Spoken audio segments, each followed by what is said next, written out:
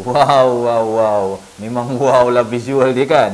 Mind blowing, stunning dan masterpiece lah untuk visual dia kan. Sampai kau tak boleh nak beza tau. Ianya sebenarnya CGI tapi macam reality dunia sebenar. Nak pergi Pandora lah kalau macam ni kan.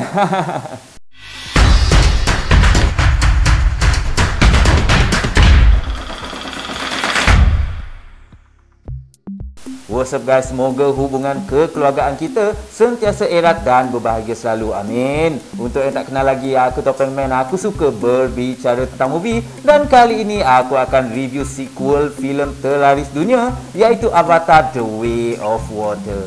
James Cameron ni kan antara salah satu director yang aku minat dengan movie yang dia hasilkan. Setiap movie yang dia hasilkan mesti teknologinya ke depan. Sebelum aku mulakan guys, jangan lupa untuk subscribe dan klik butang loceng supaya korang tak terlepas dengan video terbaru daripada Topeng Man, okey? Korang kena tonton sampai habis tahu review aku ni, sebab kat penghujungnya nanti aku akan bagi rate untuk movie ni, okey? Jom guys, tanpa buang masa, kita layanlah dulu kan ringkasan cerita ataupun sinopsis dalam movie ni. Jom.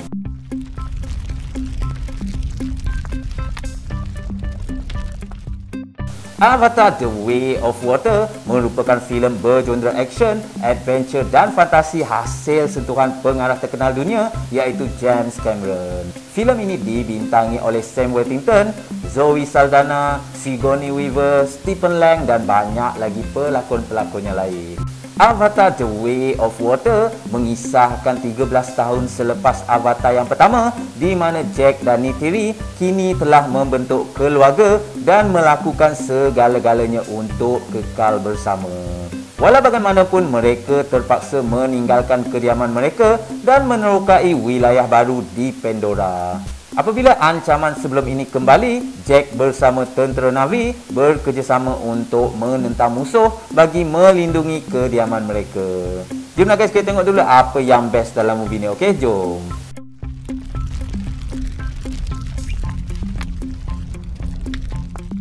Yang pertama, teknologi dan visual effectnya yang mind-blowing. Aku kena sebut jugalah kan benda ni sebab dia punya CGI sangat-sangat detail, kemas dan cantik. Wow, sangat wow lah kan.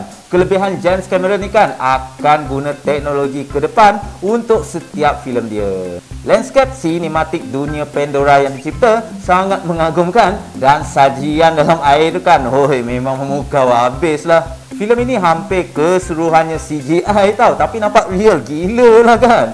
Memang gila lah dia punya CGI. Stunning, amazing kan. Tahun ni memang tak ada lah filem yang boleh lawan visual effect seperti filem ini. Dan aku berani confirm lah kan yang filem ini akan menang visual effect terbaik untuk Oscar nanti. Dan tak mustahil lah kan, aku rasa James Cameron akan dapat Best Director.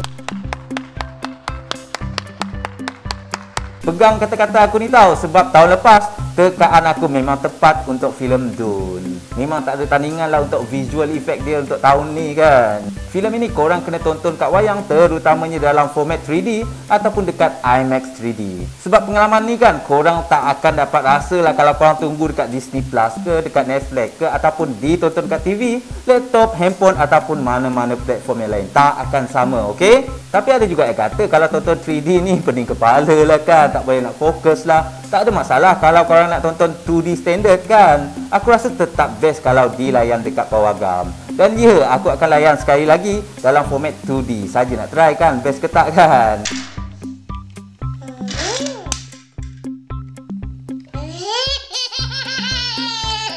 Yang kedua, cerita bertemakan kekeluargaan.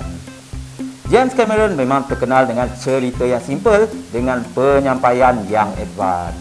Struktur konfrontasi dia pun nampak lebih mudah lah untuk filem ini kan. Simple story tak semestinya buruk, dan itu terbukti dengan filem-filem dia yang sebelum ini yang mendapat sambutan yang menggalakkan selain daripada penggunaan teknologinya yang ke depan. Iyalah kan, tak semua penonton suka cerita yang berbelit-belit ataupun berat kan. Kat sini pun kita boleh nampak kan dia memang bijak lah kan untuk target sesiapa saja boleh menonton filem dia. Seperti sequel filem Terminator 2 dan Aliens, tema keluarga ni kan memang sering diketengahkan oleh James Cameron untuk penambahan karakteristik yang lebih kompleks dan menarik. Tema kekeluargaan ni kan memang mudahlah kan diterima oleh semua sebab memang ada dalam setiap kehidupan manusia. Tak kira lah kau bangsa apa, kau agama apa, ke negara kat mana pun kan, ianya tetap relevan. Walaupun belum sepenuhnya karakter baru yang muncul diterokai, namun ianya tetap boleh menampakkan perjalanan movie ini ke arah untuk sequel yang akan datang.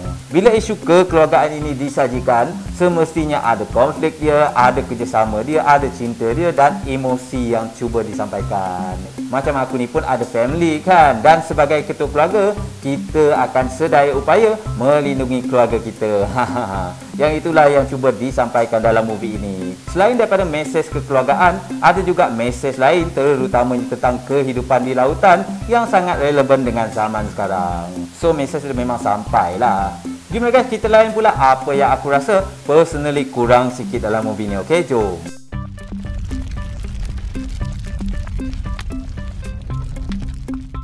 Yang pertama, pengulangan babak yang sama.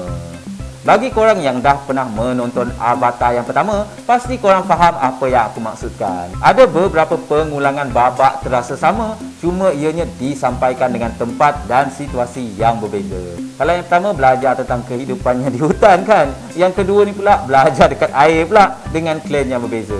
Rasanya ini bukan spoiler sebab kat trailer pun ada ditunjukkan diorang jumpa klan baru. Selain itu ada jugalah beberapa pengulangan dialog yang sama, tapi fahamlah juga untuk imbasan kan. Soundtrack dia pun ada track yang digunakan sama. Maybe James Cameron nak kekalkan muzik tema untuk setiap filem Avatar kan. Sebab muzik yang dia gunakan pun memang boleh diingat sampai sekarang lah kan. 30 minit permulaan filem ini kan, aku rasa macam agak janggal sikit lah kan, dengan prolog maklumat daripada filem yang sebelumnya yang kurang progres dan inputnya. Progres dia mula menaik apabila mereka menjelajah ke klan yang baru, dan kesejam yang terakhir baru terasa sangat berbaloi. Cuma ada jugalah terasa aneh untuk sejam yang terakhir tu kan. Sebab aksi yang last tu kan tanpa banyak penglibatan ahli klan yang lain. Walaupun iyalah aku faham konflik dalam filem ini antara keluarga Jack Sully dengan pihak musuh. Ianya memang adalah disampaikan. Yang kedua, tidak mencapai tahap jangkaan. Aku percaya peminat-peminat yang meminati filem arahan James Cameron akan menaruh harapan yang tinggi untuk filem ini. Persoalannya, adakah berbaloi 13 tahun pembikinan filem ini? Mungkin iyalah kan untuk proses visual dan teknologinya kan. Adakah hasil dia sama level macam sequel Aliens dan Terminator 2 yang pada masa tu agak laris jugalah kan pada zaman ni kan? Jawapannya adalah tidak. Sejujurnya kan, filem ini bukanlah sequel terbaik yang James Cameron pernah hasilkan, namun still berbaloi ditonton di bawah gam. Expectation bar yang tinggi untuk peminat James Cameron ni kan, termasuklah aku kan. Sedikit sebanyak yang aku rasa kan boleh mengurangkan momentum untuk movie ni. Tapi aku percaya movie ni tetap akan mendapat keuntungan yang banyak sebab ianya filem yang ke depan visual dia kan berbanding filem-filem yang lain sebelum ini. Anyway, bercakap pasal visual ni kan, ada sedikit lah isu pada aku, tapi bukanlah isu yang besar, iaitu tentang frame rate-nya yang tidak konsisten. Penggunaan frame rate per second ni kan, kadang-kadang aku tengok 60 fps, ada yang 30 fps, ada yang 24 fps kan. Aku tak pasti kenapa tak konsisten. Maybe James Cameron ada sebab-sebab tertentu lah kot kan. Nasib baiklah dalam Underwater tu kan, dia gunakan higher frame per second lah. Itu memang nampak ngantuk kan. Aku ni cakap pasal frame rate per second pula kan. Bukan apa, takut ada yang tak faham. Tapi baguslah kalau korang tak faham ataupun tak perasan kan. So korang tak akan rasalah perbezaan dia kan. So better tak payah faham, okay? Jomlah guys, kita tengok berapa aku nak bagi rate untuk movie ni. Jom.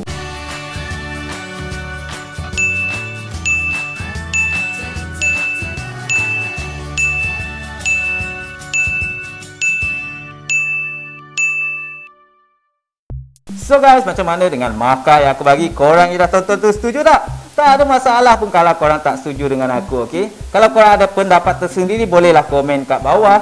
Just respect each other, okay? Keseluruhannya, filem ini mempunyai visual yang mengagumkan, padu mesejnya, bagus temanya, menarik actionnya sampai emosinya, dan aku syorkan untuk korang layan, terutamanya dekat IMAX 3D. Confirm korang takkan menyesal, okay? Pengalaman ni memang korang takkan rasa dekat filem lain. Itu saja daripada aku, guys. Jangan lupa subscribe, like dan komen pendapat korang. Aku Topeng Man, poyo tapi jujur.